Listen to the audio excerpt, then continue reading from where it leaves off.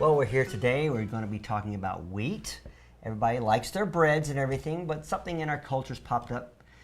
Everybody talks about it, gluten. And we have here Sarica Cernohous. Yes, How are sir. you today? I am well. Thank you for having me. You are the person to talk to, I hear. I've read about it, and you know everything, right? About wheat and gluten. We got to know.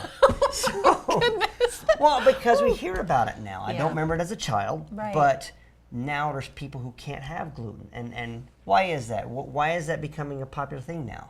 Well, we have to go back to what it is that gluten is to begin with. Gluten is a protein. It's a normal part of wheat. It's also a normal part of spelt and rye, of kamut. These are more ancient grains. Yeah, I was about to say. Yeah, those are definitely some ancient grains. They're early derivatives of wheat, but they all do contain gluten, and sometimes even some oats, based on where they're processed. Those can contain gluten So it's as natural.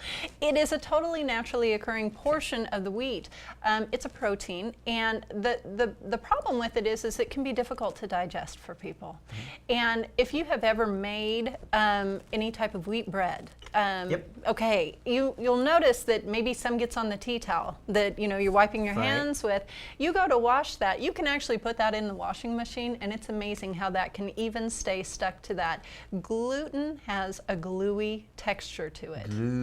Gluten, exactly.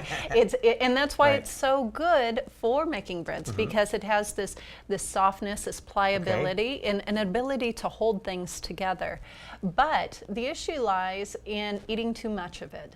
And in modern day society, that is pretty much what we're doing. We are leaning so heavily on convenience foods these days. Oh, that's a fact. We know that. We talk about it here. Well, and it's true. I mean, it is something that, whether it be pizza or donuts or bagels or bread, it's everywhere. It's in everything that people are eating.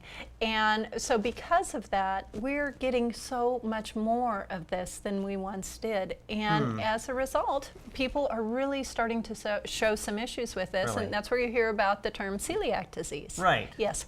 Yeah, and that's where a person is truly sickened from gluten. I mean, you can have a small child who doesn't know that they have this gluten intolerance to the degree that they do, that if the parent feeds that child a gluten-containing food, then that small child can do vomiting, you can have diarrhea. It's an incredible upset to the small intestine. Well, you've had experience with this with your family, am I correct? I have, yes. And tell us about that. Well, my son, when he was about 3 years old, he would catch a cold, and then he would continue to not get over the cold. And I practiced natural medicine. I was doing the things that I thought were appropriate. Of course. Absolutely. His favorite food to eat was sprouted wheat toast with butter. And so he would eat that all throughout the day. And then we got word that my husband and his family had a confirmed case of celiac very close to his lineage. Okay. And so for that reason, I thought, well, you know what? Let's go ahead and pull the gluten out. Let's see how he does.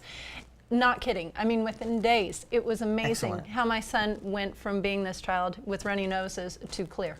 It's amazing. And you're feeling that's comfortable, that's the gluten. That was the only change that I made. Really? That was the only change. I really felt like I was doing everything else very, very well. And we do, because that's what we're taught. And That's right. even when we get back to more homeopathic, natural medicines, we're taught certain things. Yes. Well, then my question is, does it have to do with the wheats now? Because we were talking before about the ancient wheats and stuff like that. And again, I never heard about it. I never heard about anyone needing to get rid of their gluten until I'd say the last 10 or 15 years. Correct. So, right. And I do think that it has a lot to do with the wheat that we have now. I know where you're going with it. Yes, my concerns are with the agricultural process as it is. Yeah. We're trying to feed a lot of people some very simple foods in all of these wheat-based products that we feed our children. And so the strains of wheat that we are creating, they do tend to be higher in gluten to begin with, because we like that soft pliability in the breads and whatnot that we're eating. But then you add to that the compounding issues of pesticides, herbicides, fungicides. These wheats are then stored in silos where they're needing to put pesticides and whatnot all surrounding that. And then they grind huge amounts of this wheat, and they leave it just ready to be used for something. Well, wheat has oils in it, and that can go rancid very easily. And the more surface area, creating flour, that you expose to oxygen, the greater the likelihood of rancidity developing. And so it's a host of reasons. Wow.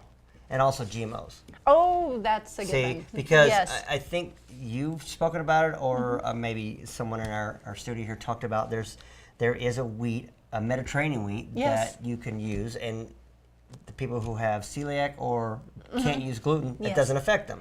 And that's incredible. That is. That is such a wonderful thing, and that might be a variety of wheat that is inherently lower in gluten, which would be wonderful. And not to mention that there are other anti-nutrients that block our digestion in any grains, nuts, seeds, and so it can also have to do with the preparation technique of how it is that those people are actually preparing the wheat, so that they can hopefully break down those proteins and those anti-nutrients into smaller, more digestible portions. Yeah, I mean, GMOs are talking about that because what you're having here is it's all about the money. It's all about expediency. We talked about getting it to everybody, and our society's changed a lot. It has. But I see a lot. We talk about a lot on here. About getting back to more natural things. Yes. But how can you live without wheat? Because it's in everything. It's in your pasta. It's in everything. You look in there. I know, and we have done it, and we have lived to tell. It's all right. We've done it Lived to tell without wheat. All right, good because to know. we have a 5-year-old and a 7-year-old, and we have done it. This is the flip side to all of this mania about gluten. Is there are plenty of gluten-free products that are available on the market now, and so if it is just gluten that a person is trying to reduce in their diet, the options are limitless. So you can go to these gluten-free products that are created to be something like a gluten-containing product. But in our family, I really found that what I enjoyed doing was even moving beyond that and finding my own creative spark.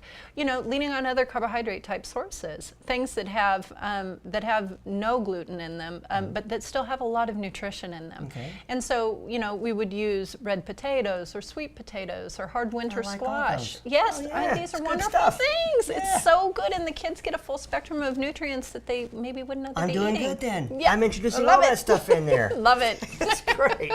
Well, I mean, it's just, I say it all the time, a lot of information. But I mean, it is good information because it's stuff I didn't know about. I didn't know what gluten really was. Sure. You've been wonderful. Thank you very much. And you have a website? I do. It's naturallylivingtoday.com. Naturallivingtoday.com. Yes. You get all this information on there, don't you? Yeah. Oh, and then some. And then some. It's been great.